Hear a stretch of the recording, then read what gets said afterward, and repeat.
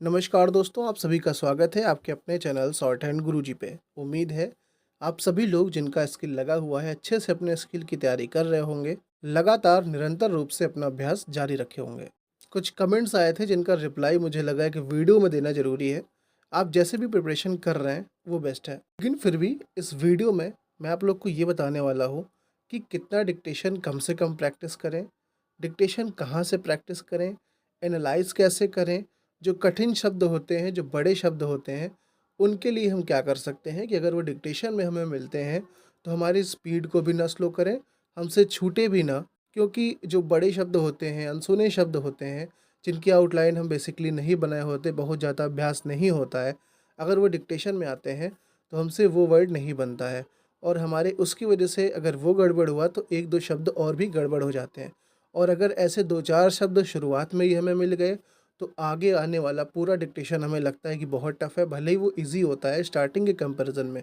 अगर dictation starting में थोड़ा-सा टफ़ दे दिया, तो लास्ट में आप लोग के अपने आप अंदर ये बात आ जाएगी कि पूरा डिक्टेशन टफ़ है और पूरा डिक्टेशन बेकार हो जाता है। तो इन सभी का अभी से कैसे अभ्यास करें, कैसे इन सभी चीज़ों से अभी हम निपटना सीख जाएँ कि कैसे हम एग्ज़ाम हॉल में परफ़ॉर्म करेंगे। तो चलिए स्टार्ट करते हैं आज की वीडियो को।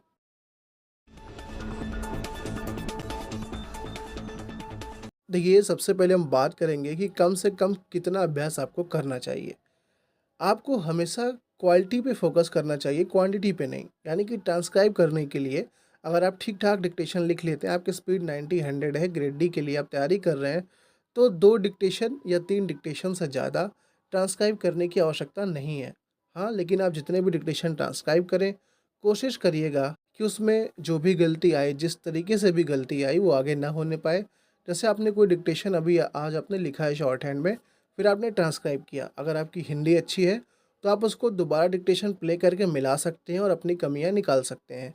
अगर आपकी थोड़ी-सी हिंदी बहुत अच्छी नहीं है, आपको लगता है कि हम एकदम एग्ज़ैक्ट जितनी मिस्टेक है सब लाना चाहते हैं, तो आप पीडीएफ के थ्रू भी मैच करके मिला सकते हैं। अब मान लेते हैं आपकी 40 गलती आ चुकी है आज के डिक्टेशन में, फिर आप अपनी शॉर्ट हैंड की कॉपी ओपन करिए और देखिए वहाँ पर आपकी गलती आने की मेन वजह क्या थी?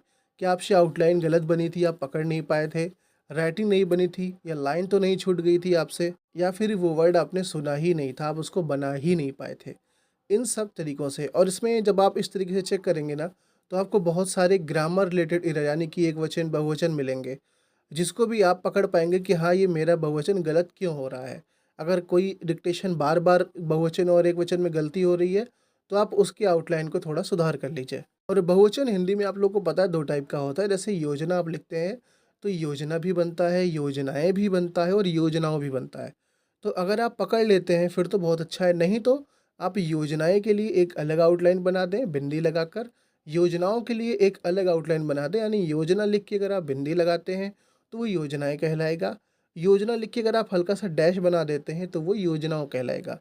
इस तरीके से जितने भी कन्फ्यूज़िंग वर्ड्स होते हैं, जो एकवचन, बहुवचन में कन्फ्यूज़न क्रिएट करते हैं, उन सभी में अभी से अलगाव करना आप स्टार्ट कर दीजिए। काफ़ी सारे लोगों ने पहले से भी कर रखा होगा। इन सारे तरीकों से अगर आप अभ्यास करते हुए चलते हैं, तो आप धीरे-धीरे देखेंगे कि हर एक डिक्टेशन के बाद आपकी परफ़ॉर्मेंस पहले से बेटर होती जाएगी।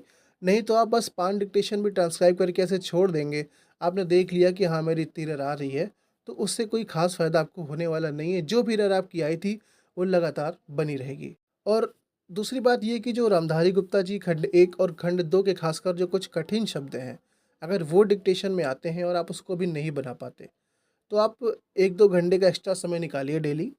जैसे रामधारी गुप्ता जी खंड 1 के जितने भी कठिन शब्द हैं, जो आपको लगता है कि हाँ, ये आउटलाइन है, चाहे वो कठिन शब्द हों या फिर वो वाक्यांश हों, उन सभी को एक तरफ से आप अपनी कॉपी में लिख डालिए। और लिखने के बाद सभी का 5 बार, 10 बार अच्छे से आउटलाइन बनाकर अभ्यास कर लीजिए। उसके बाद खुद की आवाज़ में जिस स्पीड में आपको लगे कि हाँ, ये स्पीड बेटर है हमारे प्रैक्टिस करने के लिए, उस स्पीड में आप उन शब्दों को या फिर उन वाक्यांशों को खुद से डिक्टेट करिए और रिकॉर्ड करने के बाद खुद से बार-बार उसका अभ्यास करते रहिए। ये सब आपको जो आपका मेन डिक्टेशन का टाइम है, ट्रांसक्रिप्शन का या फिर लिखने का जो आपने बना रखा है, उसमें नहीं करना है, उससे अलग एक्स्ट्रा आपको ये करना होगा। सेम यही चीज़ आपको रामधारी गुप्ता जी खंड 2 में भी करनी है, जो कि काफ़ी सारे लोग परेशान होते हैं कि इसमें कठिन शब्द आते हैं और हम नहीं बना पाते। तो एक तरफ से आप प्रतिलेखन संख्या 1, 2 ऐसे करके जितने भी कठिन शब्द आते हैं सबको एक साथ लिख डालिए। उसके बाद उसकी बेस्ट आउटलाइन बना लीजिए, बार-बार बनाइए, 5 बार, 10 बार, 15 बार, 20 बार। बना के अच्छे से जब आपका अभ्यास हो जाए, तो फिर से उसे भी आप रिकॉर्ड कर लीजिए। अपने द्वारा जिस वॉइस में आप सूटेबल हो, बहुत फास्ट नहीं लिख पाते तो कोई बात नहीं, आप उस थोड़ा स्लो कर लीजिए।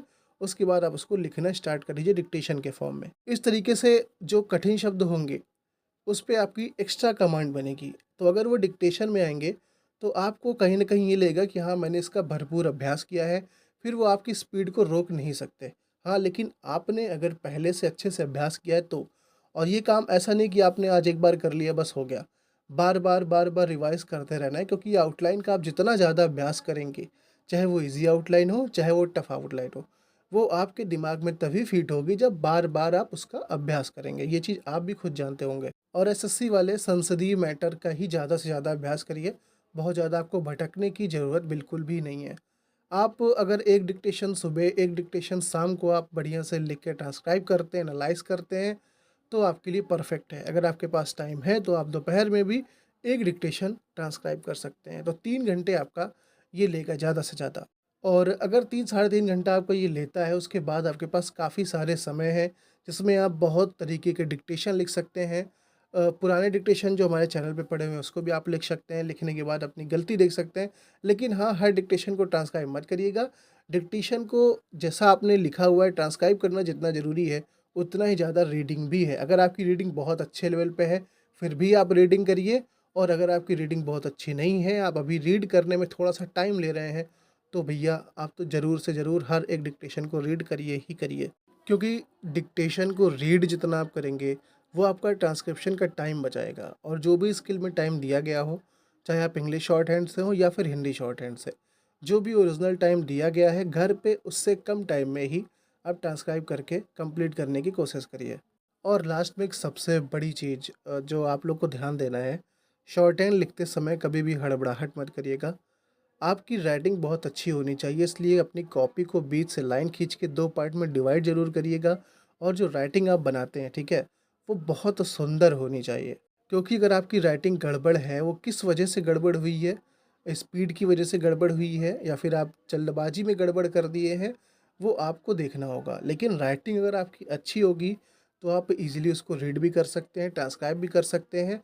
और आगे-पीछे के कुछ वर्ड्स अगर आपसे नहीं भी बने हैं, तो आप फ़्लो में जब पढ़ेंगे तो उसको आपसे वो बना ले जाएँगे। अगर राइटिंग आपने अच्छी नहीं बनाई है, फिर आप उसको चाह के भी नहीं पकड़ पाएँगे। और रीडिंग के लिए कम से कम 4-5 डिक्टेशन डेली आपको लिखना चाहिए, रीड करना चाहिए।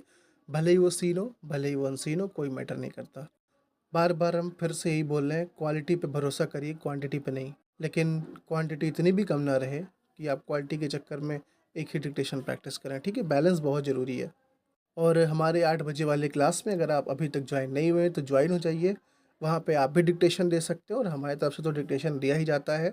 एक डिक्टेशन पर डे रीड भी कराया जाता है। तो आप सभी लोग, जो लोग अच्छे से प्रैक्टिस करना चाहते हैं, ये 20-21 जून तक ही क्लासेस चलेंगी, बहुत लंबी नहीं चलेंगी।